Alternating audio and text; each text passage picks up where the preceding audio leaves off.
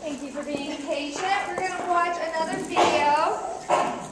This time we'll be watching a video from the Cephal Infant Toddler module of a mother and son playing.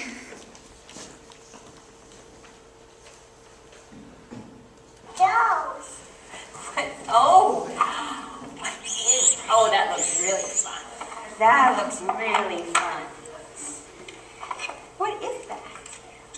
We don't know what that is. That's something to cut the food on. It's called a board, a cutting board. A cutting board. Yes, a cutting board. Eat it. Okay, guys. Mama, you like it? I do. I like that. That's yummy bread. You like watermelon? I do like watermelon. That's one of my favorites. Thank you. Want another one? I would like another one. Thank you, baby. You like another one? Oh, I'm so full. Should I have another piece? Okay. Okay. No. Thank you. It's tomato. Oh, can I have a piece of tomato? Yes. Thank you. And another one. You have another one. Okay. Thank you. I want this one. You want this one? Are you going to eat that one? Yes. Okay.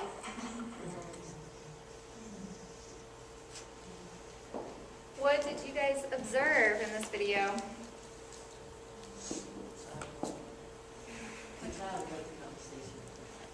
Really good conversation.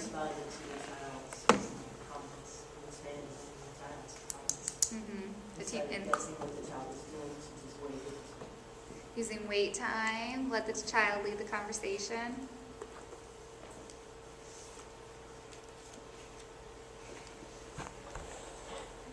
Did you see any other strategies that she used to successfully maintain a positive interaction?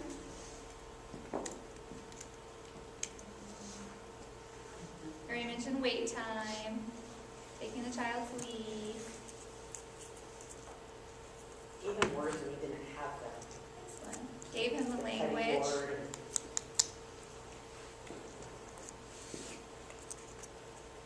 Gary? I have a question. Yeah.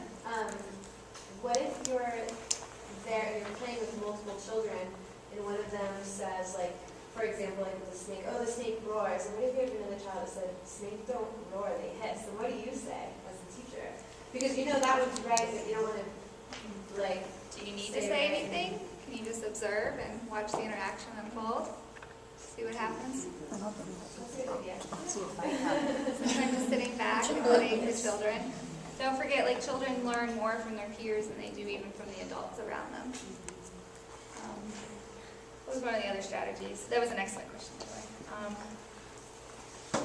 Well, she was on the floor and she was engaged, interacting down at the child's level.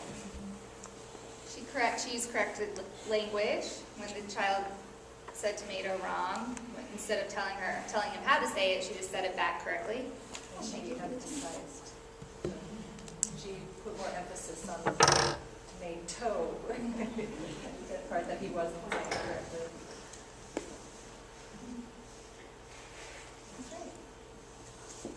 So do you think that child would have as much language if the mother wasn't as responsive? I mean, really, that child is pretty young, and he's got some pretty amazing language. And, it's hard to imagine him being able to develop that without that kind of a responsive interaction with the parent. Well, what's so cool too is, she's not talking to him very much. She is just being that active listener, really listening to him, allowing him to talk. So I know so many times adults just want to talk at kids, and the more they hear, maybe the more they'll learn, and that is not necessarily true. So, building positive relationships with all children. These are universal strategies that we can use with every child in our classroom. So, take a moment. We're going to discuss discuss these. How do your deposits change when the child does not respond to your attention? So we're kind of going back. These are like our hot buttons. You start to get frustrated. Can you give a child those positives when you're frustrated with them? It's hard to. Yeah, it's hard.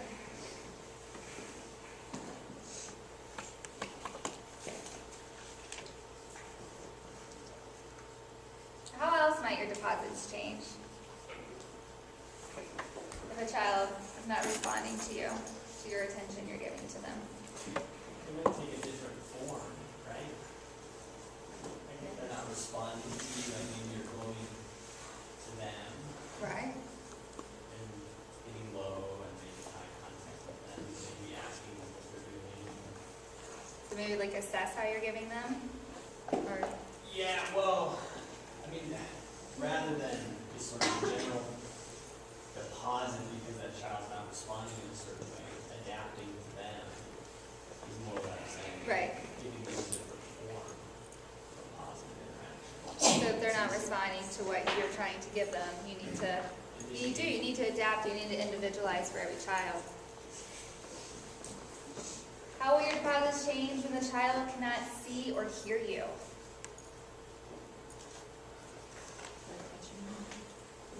A physical prompt or just like a gentle pat, knowing your children what they like. What are some other strategies to meet those children's needs? I don't know. Write a note. Just a smiley face or something like I that. like that. Well, they can't see you, but they Or might see a little note. to see or hear, but if they can't hear you, like visuals are excellent uses. I mean, there are so many great. I mean, what about just a thumbs up or a high five? Knuckles. And if they can't see you, I love the touch. Maybe followed by a verbal. How about a child that has limited physical mobility?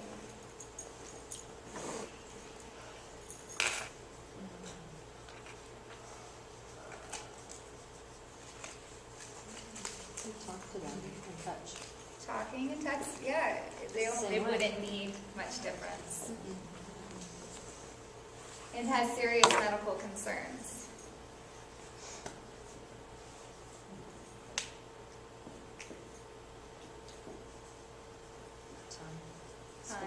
Spending time with them. These are strategies that not only work with these specific children, but work with all children too. Using positive feedback and encouragement. We also want to remember to use nonverbal forms of positive feedback, what we just talked about. Giving specific positive feedback by individualizing for each child, and support coworkers and other adults using positive feedback and encouragement. To use, we want to, the teachers, our colleagues, we want to also support them in our classroom and encourage them. I don't know if anybody's ever worked with a negative person, but it really wears you down, and it's really hard to be positive around that. So talking to them, encouraging them, and working with them, supporting them, how can you support them to be positive? And here is the research. Praise and positive reinforcement used to teach creativity and play, making choices and problem solving, strategies for systematically reducing reinforcement over time. Feedback should be focused on effort of child rather than the quality of the final accomplishment. That's, I think, so much in just education. It's really about like the journey, not the destination. Positive reinforcement strengthens behaviors, and children who receive high levels of praise are popular with peers. So, I mean, if you have that little kid who's struggling with peer interaction, I mean, what a great way to make him more popular by giving him all that praise.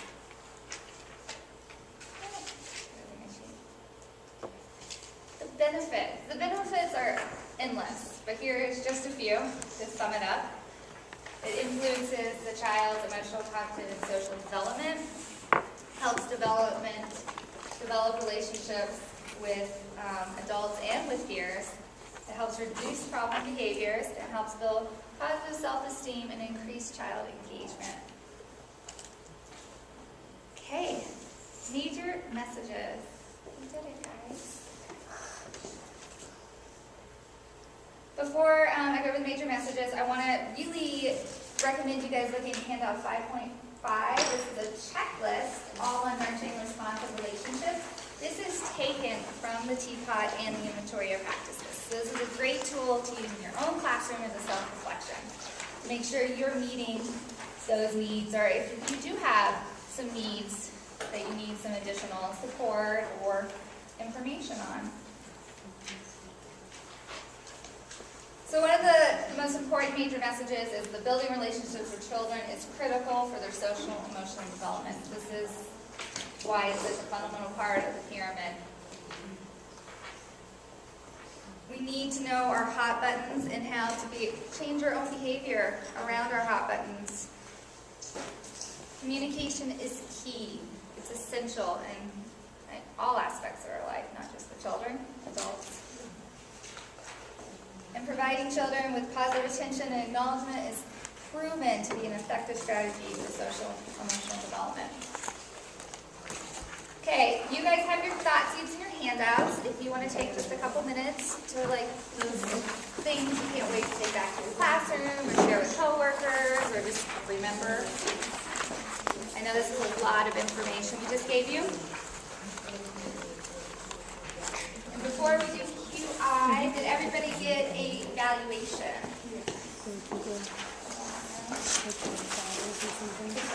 So when you guys are filling your evaluations out, we really encourage you, if you are marking disagree, please write how we can improve.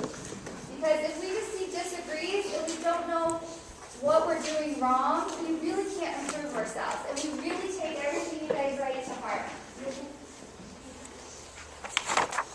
So to be detailed, we really appreciate all the comments. Yeah.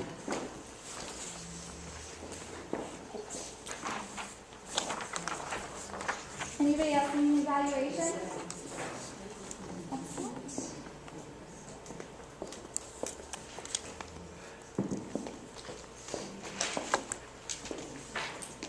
Okay.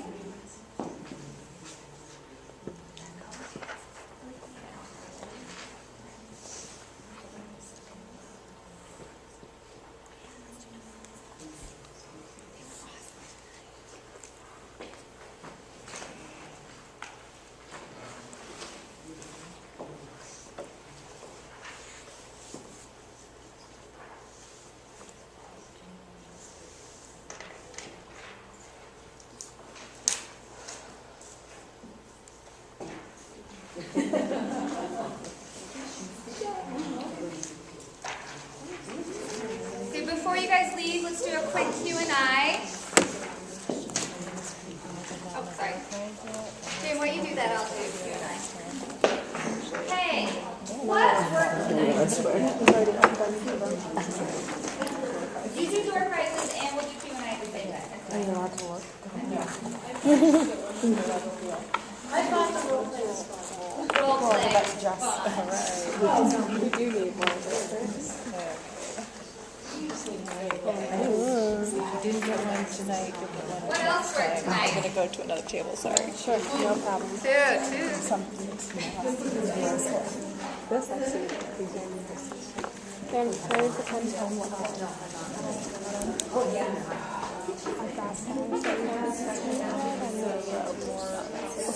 perfect. Oops. So better discussion or more engaging. We don't have a lot of them that are old enough to really understand it. That's okay. What is it pertaining to the topics now? Yeah, we're getting into more the nitty gritty, and we're just going to get further into the nitty gritty.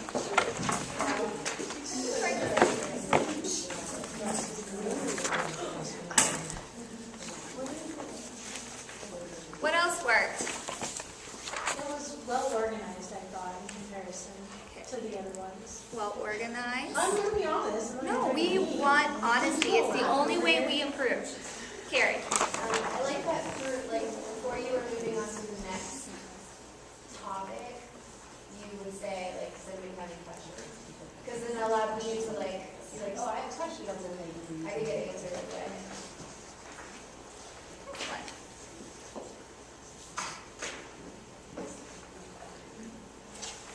Areas for improvement.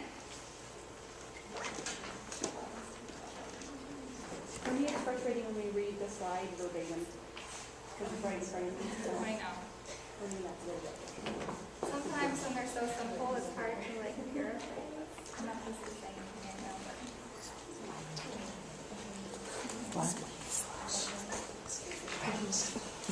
I liked how this time there were more examples of things coming from you guys. Instead of just reading the slides, there were more examples. So that could go on both sides. We need more good examples of things other than what's in the slide. Yeah, I was piggyback on what you say, that the conversation and waiting, it's a very tough concept. I mean, the concept together, these kids are very overall, they were willing to have that sort of conversation, and you have all the concepts of a good conversation. But, you know, sometimes you get a kid who's not verbal, and you still want to have a thinking term. You some examples of when are waiting, you know, sometimes waiting is the hardest part. You know, especially if you don't want to use one issue all the time. And then there's the board examples of varying students. Like the continuum. Yes. Is that what works?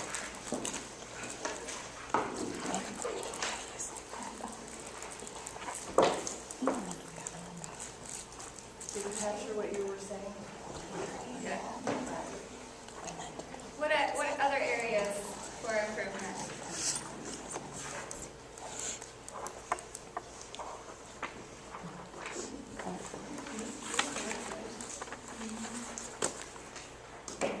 Thank you guys so much. If you could leave the evaluation on this table right up here, make sure you signed in and possibly sign out.